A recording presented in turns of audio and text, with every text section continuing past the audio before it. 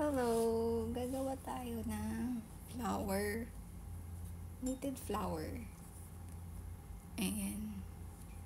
So, may nag-request talaga ng ng tutorial nito. Pero, first time ko lang maggawa ng tutorial. Kaya, walang edit-edit to. At, hindi ako masibag mag-tutorial. So, gawa siya, I-cord. Ito ay yung I-cord. Gawa siya dito. I-cord maker, yung hand-operated lang. Nabibili din dito sa TikTok. So, meron akong I-cord na 12 inches para makagawa ng flowers. Kukuha lang, mag-chain 1 lang tayo para malak itong mga yung nasa end. So, ito, chain 1 lang.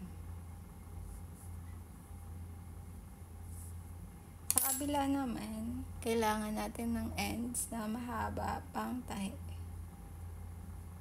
So, ito mga 9 inches. Mga 9 inches yung haba nito. Sakto to sa pangtahi niya.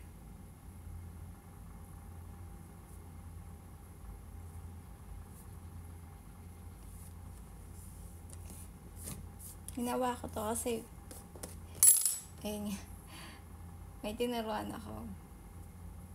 Yung iba na tinuruan ko sa live. Kaya ulitin ko lang. Baka nakalimutan na nila.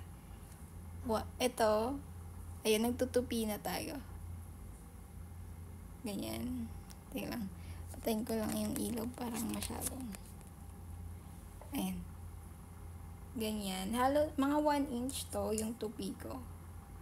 Ayan, 1 inch. Pero hindi kailangan tatansya-tansya lang din. Hindi kailangan accurate. So, tansya-tansya. 1 inch. Tupi ka ng 5. Tupi tayo ng 5 kasi 5 petals yung gagawin natin. Pwede kayong gumawa ng 6 ganun. Hindi mas mahabang yun. Mas habang ang i-cord.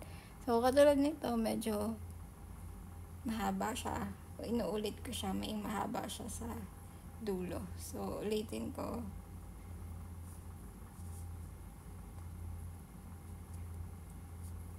Tinatansya ko siya na magpantay-pantay. Kailangan pantay-pantay. So, medyo kulang naman.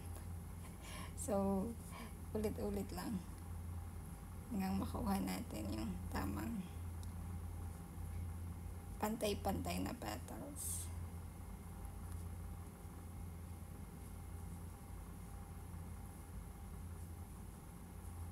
So, ayun, nakuha ko na. So, ayan, pantay na siya. Pantay na siya dito. Ay, nakalimutan ko pala. Mas maganda, ilagay mo na yung ilagay mo na bago mag-tupi-tupi. Para hindi mahirapan. Tingin ko lang. Ilagay mo na yung needle dito sa end bago magtupi.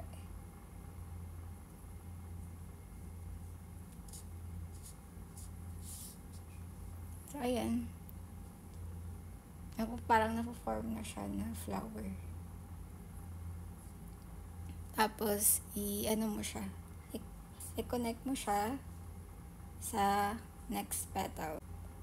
Ayan. Tapos, dito sa gitna ako magtatahi sa gitna ng mga petals. Mga 5 tahi to. Tapos, ito yung pinakauna natin, yung kinonect.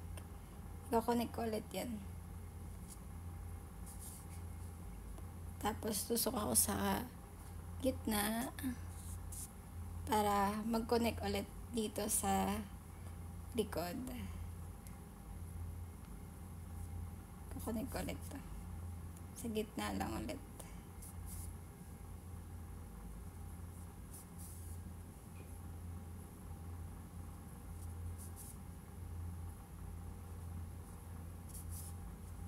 Tapos, ano mo na siya.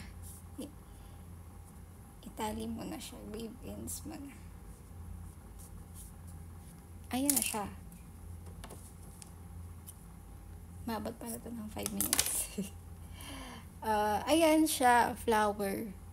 5 petals, pwede 6 petals ang gusto niya. Tapos ito, crochet lang siya. Crochet yung, tapos itong dahon, crochet din siya. So, ayan, sana makita ito ng mga nag-ano ng tutorial. Thank you, bye!